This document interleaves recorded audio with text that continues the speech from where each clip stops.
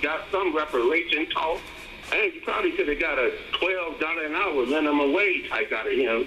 Because he's a businessman. He's not an ideologically conservative like most Republicans is. Mm-hmm. And second of all, Hispanics are our competitors. They ain't our brethren. Trust me. And thanks for hearing me. Okay, well, thank you. I think that they're in for their self-interest, and that's what everyone else is, too. And that might be the issue that we're having with the Black Caucus. They just couldn't see the deal. I don't know if they would have gotten anything out of Trump, because Trump he's still, no matter, he doesn't have an ideology except money, and he still has got to play to his base. He still has to play to his base, and his base is not going to be in favor of reparations. I'm sorry, that is not who his people are. They don't want Latinos here, and they're not giving no black people any money. But I think just the same way that we can introduce the symbolic resolutions for reparations and apologies for slavery, can we start off with it just being ideological? Can we just get the Congressional Black Caucus to come together to say, hey, this is our plan? They won't even say it. No, they won't. They won't even say it.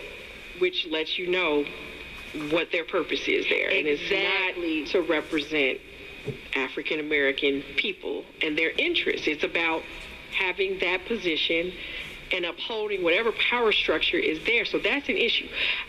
I'm concerned, too, because I'm looking at some of the endorsements. This is taking it from national back to local. I'm looking at some of the endorsements that are being made with, for example, the automatic races.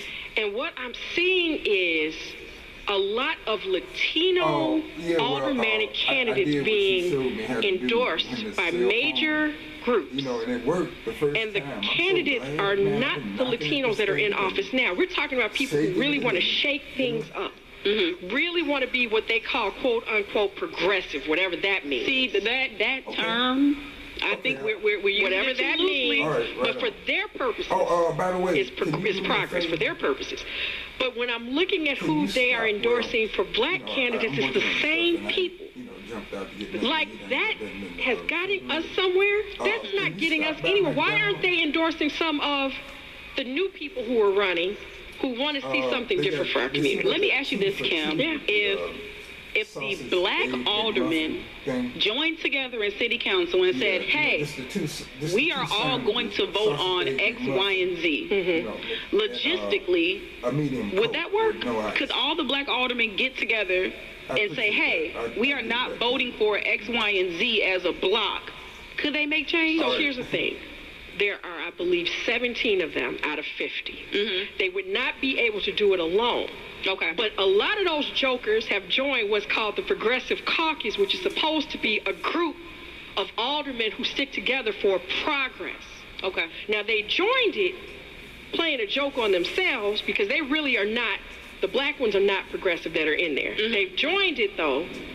So if you had some real aldermen and could flip some of the ones on that Progressive Caucus who they got to be sitting back, the white ones on there saying, or the Latinos on there saying, what are these black aldermen even doing for their community? I know they have to be sitting there wondering, but that's how you do it, those caucuses in that fashion. Okay.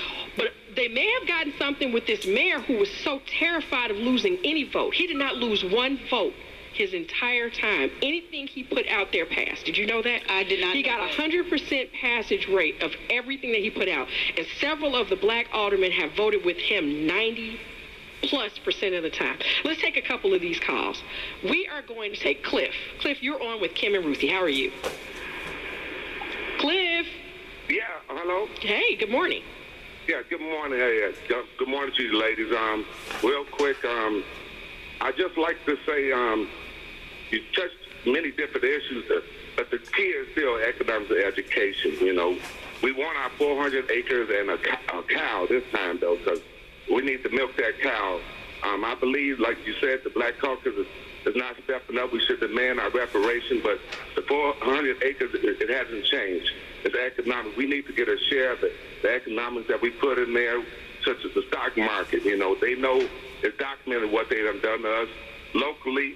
They've done it locally by overtaxing us. They've done it nationally by discriminating against us. So there's nothing changed as far as economic education, because we can see the education has worked with you two sisters. All the sisters getting their education, they need to put something forward so the brothers can get their education too. You know, but, the ladies have shown a strong effort in moving us forward. We see you two ladies doing real well in your life, and my wife and I see my kids, my female kids, they're getting very successful. So I think that the economics needs to be shifted. That we need to focus on our reparations through economics and education. And if necessary, you know, the money has been going toward Africa now. So we need to, hey, let's give us our money and let us try to invest as our second home in Africa. Thank you so much for your call. We have got to take a break, but you know what? This has spurred a lot of calls. We got a full bank of calls.